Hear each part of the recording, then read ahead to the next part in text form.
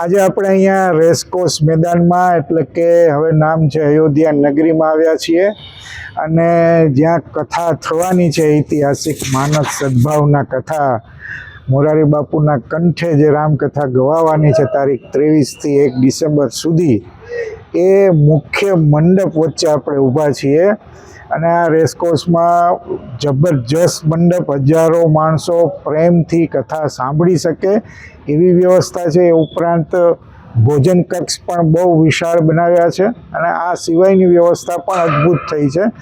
આ વ્યવસ્થા કઈ રીતે કેવી છે એના વિશે આજે વાત કરવી છે ને વાત કરવા માટે આપણી સાથે કેતનભાઈ પટેલ જોડાયા છે.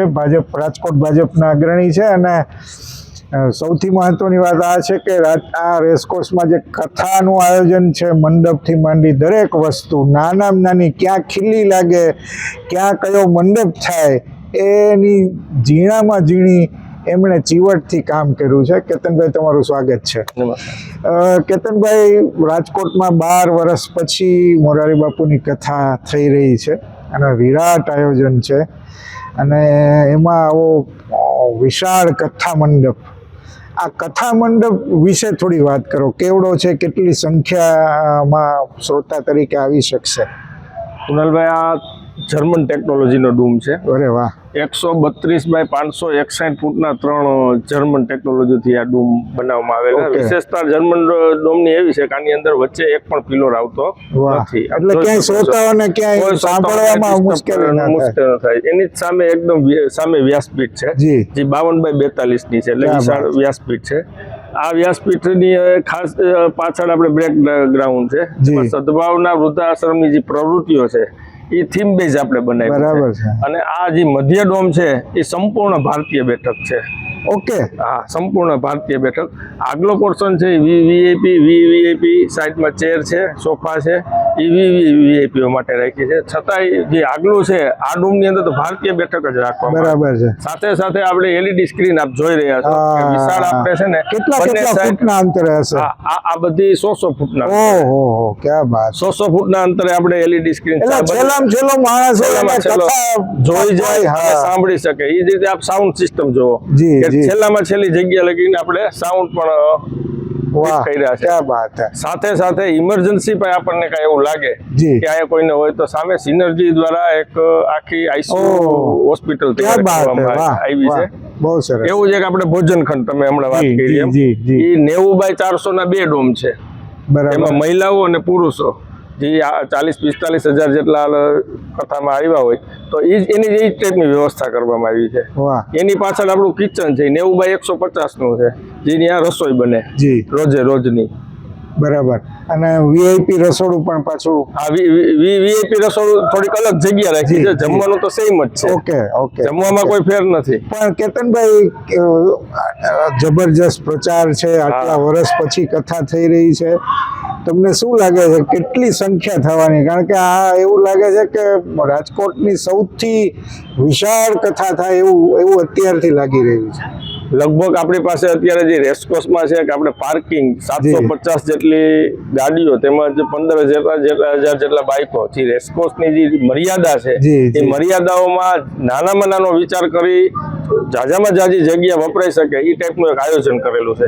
એટલે મેક્સિમમ 40 થી 45 હજાર જેટલા આ કથામાં આરામથી આવી શકશે અને એકદમ આમ કમ્ફર્ટેબલ. બાજુમાં પણ એક 60 ફૂટના રસ્તા રાખ્યા છે ડોમની વચ્ચે પણ, બરાબર, કે જે કથા પૂર્ણ થાય ત્યારે એને કોઈ અગવડતા ન થાય, ગીર્દી ન થાય. બહુ સરસ વાત છે. પણ કેટલા સમયથી આ તૈયારી કેતનભાઈ ચાલી રહી છે? છેલ્લા 3 મહિનાથી આ ચાલી રહી છે. પણ આમ જો તો લાભ પાંચમથી હવે આ ફૂલ ફ્લેજમાં રેસકોર્સ ગ્રાઉન્ડમાં આવી ગયા છે.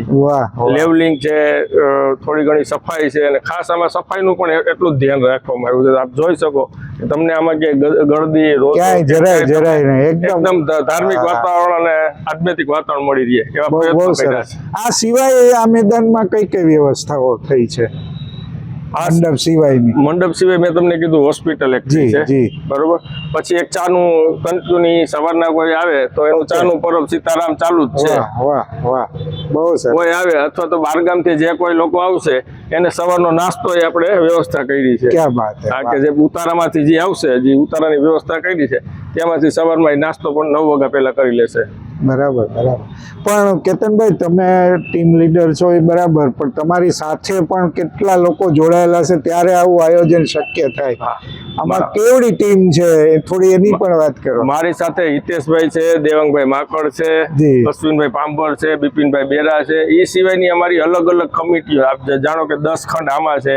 જી. વીઆઈપી ભોજનના છે, મહિલાઓ ભોજનના છે, સાદુ ભોજનમાં છે, કિચનમાં છે, પાર્કિંગમાં છે, ડિઝાસ્ટરમાં છે, સ્વાગતમાં છે, બાપરે. અન્ય ગણીને આપણે 2000 સદભાવના પરિવારના કાર્યકર્તાઓ, ક્યાં વાત છે. સદભાવનાને સાથે જોડાયેલા છે, એ જ કાર્યકરો છે. અને આમાં કોઈ પણ કાર્યકર્તા છે એ કોઈ પૈસા દઈને રાખેલો એક પણ કાર્યકર્તા સ્વયંસેવકો. વાહ વાહ, બહુ સરસ, અદ્ભુત આયોજન છે. આગળ આપણે મુખ્ય જે એન્ટ્રી છે ન્યાય પણ સારી એવી પ્રકૃતિઓ, સેલ્ફી ઝોન એવું પણ બનાવવામાં વાહ, આવશે. ક્યાં વાત છે. અને આખું તમે કેમ્પસ જોશો તો જ્યારે કથા ચાલુ થશે ત્યારે અમારું તો મૂળ તો વૃદ્ધો ને વૃક્ષોનું કામ છે. જી, જી. વૃદ્ધો છે એ કથા શ્રવણ કરશે અને આખું અમે છે ને વૃક્ષોથી આખું ગ્રીનરી કરી દેશું આખા રેસકોર્સમાં. કેટલા વૃક્ષો વાવવાના? 1000 થી વધારે ક્યાં વૃક્ષો વાત છે. વાહ. એનું અમે સુશોભન કરશું. આમ તો 150 કરોડ નો સંકલ્પ લીધો છે. રેસકોર્સમાં અત્યારે રેસકોર્સ પૂરતું. રેસકોર્સ પૂરતું કે સુશોભન ના હિસાબે આપણે જે કુંડા છે જી, કે જી. અમારા રોપા છે, એરપોર્ટ પદ્ધતિથી એટલે લોકોને ખ્યાલ આવે કે એરપોર્ટ વિશે પણ થોડુંક વધારે કે ભાઈ 10 વર્ષનું વૃક્ષ 3 વર્ષમાં થઈ જાય. વાહ વાહ. પણ તમે આ કથા સાથે કઈ રીતે જોડાયા કેતનભાઈ? તમારી આ જવાબદારી આવડી મોટી આવી. હું છેલ્લા 7 વર્ષથી હું વિજયભાઈ, રમેશભાઈ બધા સાથે જ છીએ અને અમે મૂળ વૃક્ષો સાથે જોડાયેલા અને વૃક્ષો મને પહેલેથી વૃક્ષો હારે પ્રેમ અને તમે તો પાછો મ્યુનિસિપલ કોર્પોરેશન સાથે જોડાયેલા એટલે વૃક્ષોનું અમે કામ કરતા કે શહેરમાં હોય, ગામડામાં હોય, મિયાવાકી વાવવાના હોય, તમે વૃક્ષો સાથે થોડી વૃક્ષોના પ્રોજેક્ટ વિશે થોડી તમને જે ખ્યાલ હોય એવી વાત કરો. વૃક્ષો વિશે તમને વાત કરું તો કે ભારતની અંદર એક ગર્વ લીધા જેવી રાજકોટ શહેરને છે કે તમને નો ખ્યાલ હોય તો કહેતો કે ભારતની અંદર મોટામાં મોટું 7,500 નું રાજકોટ શહેરમાં પીપળાવન છે.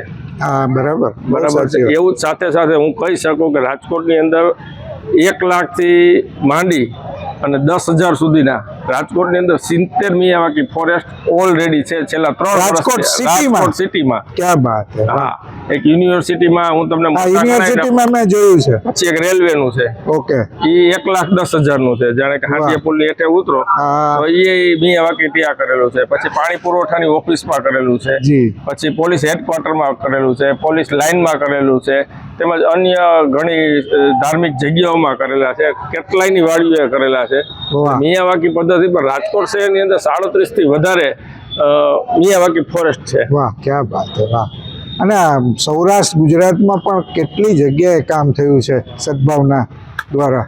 સદભાવના દ્વારા લગભગ 150 થી વધારે ગામડાઓ છે, તેમજ નગરપાલિકાઓ એટલી છે, શહેરો એટલા છે. અમદાવાદ છે, સુરત છે, અમરેલી છે, લીંબડી છે, પાલીતાણા છે, શંખેશ્વર છે, ભુજ છે, ગાંધીધામ છે, રાજકોટથી ભાવનગરનો હાઈવે છે, રાજકોટથી મોરબીનો હાઈવે છે. તો અસંખ્ય છે ને હવે હમણાં રાજકોટ ગુજરાત સરકારે કરાર કરેલા છે કે સોમનાથથી દ્વારકાનો પણ પટ્ટો ચાલુ કરી છે હમણાં. બહુ સરસ, બહુ સરસ. વાહ કેતનભાઈ, બહુ આનંદ થયો તમારી સાથે વાત કરીને. અને આવું વિરાટ આયોજન તમારે ને તમારી ટીમ હસ્તક થઈ રહ્યું છે એ વધારે, કારણ કે આ કથા જ એવી થવાની છે. તમે અમારી સાથે જોડાયા અને આયોજનની રસપ્રદ માહિતી આપી. ખૂબ ખૂબ આભાર. Thank you.